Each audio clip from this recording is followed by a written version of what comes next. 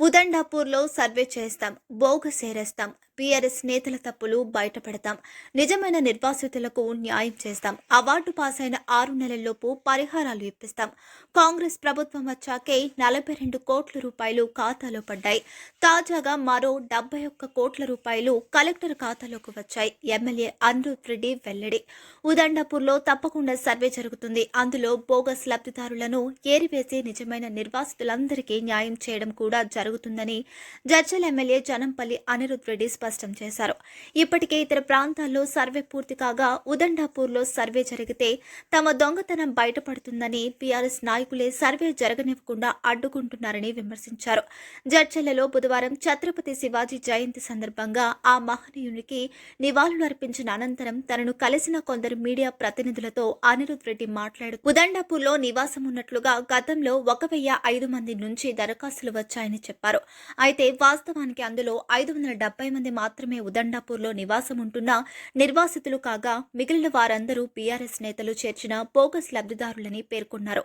గత ప్రభుత్వ హయాంలో అసలైన లబ్ధిదారులతో పాటుగా బోగస్ లబ్ధిదారులకు కూడా ప్రభుత్వం నుంచి ఇల్లు పరిహారాలు ఇప్పించాలని బీఆర్ఎస్ నేతలు ప్రయత్నించారని ఆరోపించారు. అయితే తమ కాంగ్రెస్ ప్రభుత్వం అధికారంలోకి రావడంతో వారి పాచిక పారలేదన్నారు. ప్రస్తుతం వల్లూరు గ్రామంలోనూ ఇతర తండాల్లోనూ సర్వే పనులు పూర్తి కాగా ఉదండాపూర్లో మాత్రం సర్వే జరగనివ్వకుండా అడ్డుకుంటున్నారని చెప్పారు. సర్వే చేస్తే ఎవరికి ఇల్లు రావాలో ఎవరికి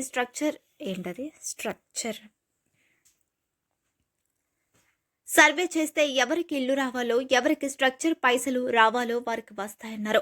ఉదండాపూర్లో సర్వే జరిగితే తమ దొంగతనం బయటపడుతుందనే భయంతోనే బీఆర్ఎస్ నేతలు సర్వే జరగనివ్వకుండా అడ్డుకుంటున్నారని అనిరుద్ రెడ్డి దుయ్యబట్టారు. అయితే ఉదండాపూర్లో సర్వే జరిపి తీరుతామని అక్కడున్న బోగస్ లబ్ధిదారులను ఏరివేసి నిజమైన నిర్వాసితులందరికీ న్యాయం చేస్తామని స్పష్టం చేశారు. బీఆర్ఎస్ ప్రభుత్వంలో జరిగిన నిర్లక్ష్యం కారణంగానే ఉదండాపూర్ సమస్య పరిష్కారం కాకుండా మిగిలిపోయిందన్నారు. తమ కాంగ్రెస్ పార్టీ ప్రభుత్వం అధికారంలోకి వచ్చిన తర్వాతనే R&R ప్యాకేజ్ కింద 42 కోట్ల రూపాయలు తాండాలకు చెందిన నిర్వాసితుల ఖాతాల్లోకి జమ కావడం జరిగిందని గుర్తు చేశారు.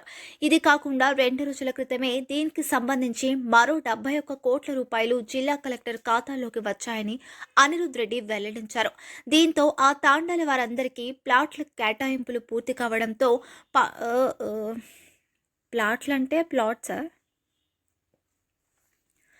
దీంతో ఆ తాండాల వారందరికీ ప్లాట్ల కేటాయింపులు పూర్తి కావడంతో పాటుగా స్ట్రక్చర్ పైసలు కూడా వారి అకౌంట్లోకి రావడం జరుగుతుందని వివరించారు.